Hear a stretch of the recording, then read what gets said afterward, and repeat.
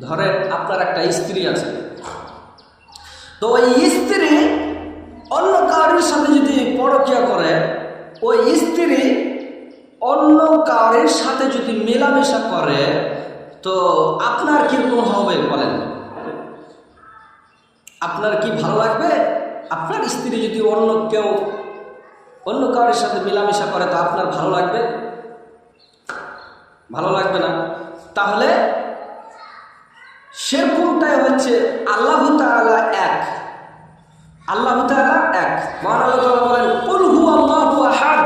হে নবী, আপনি বলুন আল্লাহ এক, অদ্বিতীয়। আল্লাহ এক, অদ্বিতীয়। আল্লাহ ছাড়া কোনো মাবুদ নাই। আল্লাহ ছাড়া কোনো মাবুদ নাই।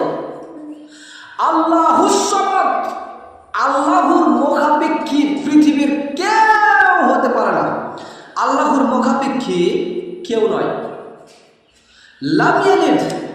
মহান আল্লাহ তাআলা কারোর কাছ থেকে জন্ম হননি। ওয়ালাম ইউলাদ। না কাউকে জন্ম দিয়েছেন, কাউকে জন্ম দেননি।